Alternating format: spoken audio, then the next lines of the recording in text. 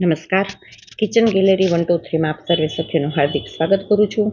બેનો, આજે આપણે બનાવવાના છીએ સુખડી, અને સુખડીને અમારા સૌરાષ્ટ્રમાં પાક તરીકે પણ ઓળખવામાં આવે છે. સુખડી બનાવવા માટે જોશે 1 કપ અથવા 1 વાટકો ભરીને, તમે જે પણ માપ રાખો એ માપ પ્રમાણે 1 વાટકો ઘઉંનો ઝીણો લોટ, 1 વાટકો ઘઉંનો જાડો લોટ, અને એની સાથે મેં લીધી છે 1 મોટી ચમચી ભરીને ચણાનો લોટ. ચણાના લોટનો સ્વાદ છે ને બેનો સુખડીમાં ખૂબ જ સરસ આવે છે. તમે પણ એકવાર આ પ્રયોગ કરજો. 1 ચમચી ભરીને સૂંઠ લીધી છે, 1 ઘૂંટડા જેટલું દૂધ લીધું છે, અને જે વાટકીના માપથી મેં લોટ લીધો છે ને એ જ વાટકીના માપથી 1 કપ ભરીને ઘી રાખ્યું છે, ઘી લીધું છે, અને ત્યાર પછી એ જ વાટકીના માપથી મેં ગોળ લીધો છે. અને આ છે સૂકો મેવો, જે તમે અંદર પણ નાખી શકો અને ઉપર પણ એનાથી ગાર્નિશ કરી શકો. તો આ માપ સાથે આપણે સુખડી બનાવવાની થશે. ચાલો ગેસ ચાલુ કરીએ અને એના ઉપર એક જાડી કડાઈ મૂકી દઈએ. એમાં જે વાટકાના માપથી મેં ઘી લીધું છે એ મેં ઘી નાખ્યું. ત્યાર પછી ઘઉંનો ઝીણો લોટ નાખું છું, અને ત્યાર પછી એમાં ઉમેરું છું ઘઉંનો જાડો લોટ. અને બસ હવે ચમચાની મદદથી હું ધીમે ધીમે એને હલાવી રહી છું. તમને એમ થશે કે આમાં તો ઘી બેનો બહુ ઓછું લાગે છે, બરાબર, પણ ના, જેમ જેમ જેમ ગેસ છે, મતલબ કે લોટ છે શેકાશે એમ ઘી છે ઓગળશે, અને ઘી અને લોટ મિક્સ થશે એટલે થોડુંક આ મિશ્રણ છે એ ઢીલું પડશે. અત્યારે મેં ગેસની ફ્લેમ છે એ ફૂલ રાખી છે, અને પછી ધીમે ધીમે ધીમે હું ગેસની ફ્લેમ છે મીડિયમ ટુ હાઈ ઉપર લોટ શેકીશ. કારણ કે લોટ શેકવો ને એ બહુ મોટી ખૂબી છે સુખડીની અંદર, કારણ કે આ બધી વસ્તુ છે ને ધીરજ માગી લેવી છે. અને જો આવી રીતે જેમ જેમ ઘી ઓગળતું જશે ને લોટ શેકાતો જશે ને એમ આવી રીતનું થતું જશે. હવે આપણે આ તબક્કે એમાં 1 મોટી ચમચી ભરીને જે ચણાનો લોટ લીધો હતો ને એ નાખવાનો છે, અને એને બરાબર રીતે મિક્સ કરવાનો છે. ચણાનો લોટ છે ને પાછળથી જ ઉમેરવાનો છે, નહીંતર એ બળી જશે. હવે મેં અહીંયા ગુંદનો પાવડર બનાવીને રાખ્યો છે, આખો ગુંદ નથી નાખવો. એ ધીમે ધીમે હું નાખી રહી છું અને એને મિક્સ કરી રહી છું.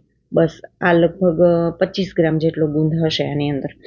અને ગુંદનો સ્વાદ છે ને સુખડીમાં ખૂબ જ સરસ આવતો હોય છે.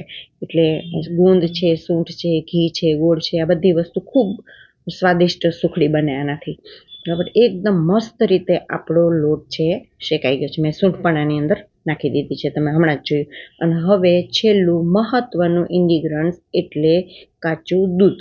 મેં આ દૂધ પણ એની અંદર નાખ્યું છે. ખૂબ ઝાઝું નથી નાખવાનું, પણ 1 ઘૂંટડા જેટલું દૂધ નાખવાનું છે, એટલે સુખડી છે ને રવાદાર બનશે. હવે મહત્વનો પણ, લોટ તો આપણો શેકાઈ ગયો, પરંતુ આ લોટને 5 મિનિટ માટે રેસ્ટ આપવો ફરજિયાત છે. જો તમે ગેસ ચાલુ રાખીને એમાં ગોળ નાખી દેશો કે ઉતારીને તરત જ એની અંદર ગોળ નાખી દેશો તો તમારી સુખડી પોચી નથી બનવાની, બરાબર. આ પોઈન્ટ અને આ તબક્કો છે ને સુખડી માટે ખૂબ મહત્વનો છે. માટે મેં 5 મિનિટ લોટને ઠંડો થવા દીધો, પછી એમાં ગોળ નાખ્યો. ગોળ નાખીને તરત નથી હલાવ્યું, ગોળને લોટની અંદર ડુબાડી દીધો, જેથી કરીને ગોળ છે એની મેળાએ તરત છે એ ઓગળી જાય. અને ત્યાર પછી હું હવે આ મિશ્રણને હલાવી રહી છું અને જોઈ રહી છું કે ગોળ બરાબર ઓગળી ગયો છે કે નહીં. તો તમને પણ દેખાતું હશે કે ગોળ છે એ લગભગ સંપૂર્ણપણે મિક્સ થઈ ગયો છે. હવે થાળીમાં મેં ઘી લગાવીને તૈયાર જ રાખ્યું હતું. એની અંદર આ સુખડીનું બધું જ છે હું ઢાળી દઉં છું, અને ચમચાની મદદથી એને હું પાથરી રહી છું. હવે મેં જો સૂકો મેવો અને ટોપરાનું છીણ સાઈડમાં રાખ્યું હતું એ ઉપર નાખીને થોડું ગાર્નિશ પણ કરી લીધું, એટલે સરસ મજાનો દેખાવ પણ આવે અને સ્વાદ પણ સારો આવે, અને આ બધું હેલ્ધી ફૂડ પણ છે. તો તૈયાર છે આપણી સુખડી. વાહ, મસ્ત, સુપર, ને સુગંધ તો એટલી સરસ આવે છે કે ન પૂછો વાત. તો ઘરમાં ખાવા માટે શિયાળાનું આ વસાણું છે, અને રૂ જેવી પોચી સુખડી તૈયાર થઈ છે. બેનો, તમે એકવાર મારી રીતથી સુખડી અચૂક બનાવજો, અને એવી જ બની છે કે નહીં એ પણ કહેજો. અને મને પણ તમારે કંઈ સૂચન કરવા હોય તો પણ તમે મને અચૂક કોમેન્ટ કરજો. જો કેટલી સરસ મજાની સુખડી આપણી તૈયાર થઈ છે. જો દેખાવમાં જ એવી સરસ નથી, સ્વાદમાં પણ એટલી સરસ છે, અને સાવ પોચી છે. આમ ભાંગો એટલે તરત જ એ ભાંગી જાય. તો ગમે ત્યાં બહાર ફરવા જવું હોય તો પણ આપણે આ સુખડી જો સાથે લેતા જઈએ ને તો આ કેટલાય દિવસ સુધી આપણે ખાઈ શકીએ, કારણ કે આની અંદર પાણી તો છે નહીં, એટલે બગડવાની તો કોઈ વાત આવતી નથી. છોકરાઓ ક્યાંય હોસ્ટેલમાં ભણતા હોય તો પણ તમે નાસ્તામાં આવું બનાવીને મોકલી શકો છો, બરાબર. તો કેવી લાગી તમને મારી આ રેસીપી અચૂક જણાવજો, જરૂર જણાવજો. આવજો.